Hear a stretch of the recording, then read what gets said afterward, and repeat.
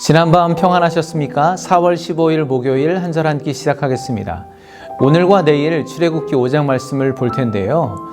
오늘은 드디어 모세와 아론이 애굽왕 바로 앞으로 나아가는 장면, 특별히 5장 1절과 2절 말씀을 중심으로 묵상 나눔을 해보도록 하겠습니다. 먼저 1절 말씀을 보겠습니다.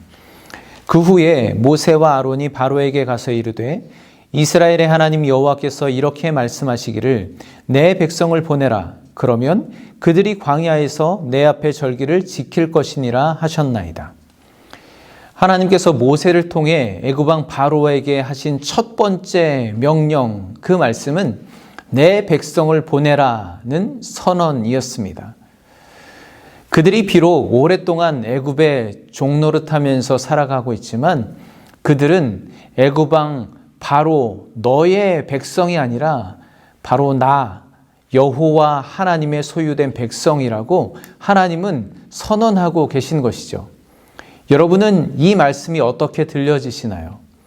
여러분이 지금 거하고 계신 곳이, 속해 있는 곳이 어디인지 모르겠지만 내 백성을 보내라. 그들이 나에게 나와 나를 예배하며 섬길 것이다. 이 말씀이, 이 선언이 여러분의 삶의 자리 가운데 선포되어지기를 간절히 축복합니다. 그런데 바로 왕에게 이 말씀은 어떻게 들려졌을까요? 자기도 말로만 들었죠. 40년 전에 애굽 사람을 죽이고 왕궁에서 멀리 미디안 광야로 쫓겨났던 그 사람이 이제는 노인이 되어서 갑자기 찾아와서는 다짜고짜 한다는 말이 노예로 살고 있는 자기 백성들을 내어놓으라고 말하고 있는 것입니다. 자기들의 하나님이 그렇게 하라고 명령하셨다고 왕에게 나아가 담대히 말하고 있는 것이죠. 바로의 입장에서는 얼마나 황당하고 얼토당토한 소리로 들리겠습니까? 바로의 대답은 아주 단호합니다. 2절 말씀인데요. 여호와가 누구이기에 내가 그의 목소리를 듣고 이스라엘을 보내겠느냐. 모세의 요구를 이런지하에 거부합니다. 생각해 볼 필요도 없이 도대체 여호와가 누군데 내가 그의 말을 들어야 하느냐? 나는 그를 알지 못하니 이스라엘을 보내지 아니하겠다 말하고 있죠. 오늘 이 바로의 말은 실제로 그가 여호와 하나님에 대해서 금시초문 알지 못했기 때문일 수도 있습니다. 그러나 그가 수백 년 동안 애굽에서 살아오던 이스라엘 백성들이 섬기는 신이 여호와 하나님인 것을 정말 몰랐을까요? 그렇지 않을 것입니다. 그렇게 생각해 본다면 당대 최강대국의 절대 권력을 가진 왕으로서 고작 노예들이 섬기는 신의 말을 내가 들어야 한단 말인가? 무시하며 조롱하는 의도였을 거라고 생각할 수 있죠. 그리고 그냥 상식적으로 생각해 보더라도 이스라엘 백성들의 하나님이 여호와시라면 그들이 수백 년 동안 이 이방 땅에서 살도록, 그리고 오랫동안 노예 생활을 하면서 고난 가운데 처하도록 방치해 두시는 하나님이시라는 것이 이해가 될까요? 지금 바로는 그렇게 여호와 하나님의 존재 자체를 부정하고 있는 것일 수도 있습니다. 사실 여호와가 누구인가? 그 질문은 여기 애국과 같은 이방 민족들에게 뿐만 아니라 오랜 포로기를 보냈던 이스라엘 백성들에게까지 널리 퍼져 있던 아주 근본적인 질문이었을지도 모르겠습니다. 구약의 여러 예언서에 등장하는 이스라엘 백성들이 그랬고, 이후에 보겠지만 광야에서 오랜 생활을 하던 그들 또한 우리 중에 정말 하나님이 계신가 의문을 가지기 시작했습니다.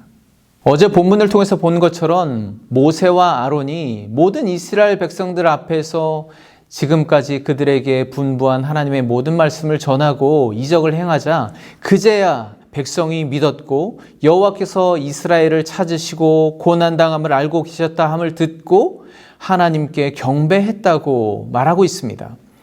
아마도 당시 이스라엘 백성들은 모세가 그들 앞에 서기 전까지는 지금까지 하나님께서 우리를 잊고 계신다. 정말 하나님이 우리를 지켜주시는 여호와 하나님이신가? 과연 이 세상을 통치하는 존재는 우리 앞에 있는 바로 왕인가? 아니면 하나님인가?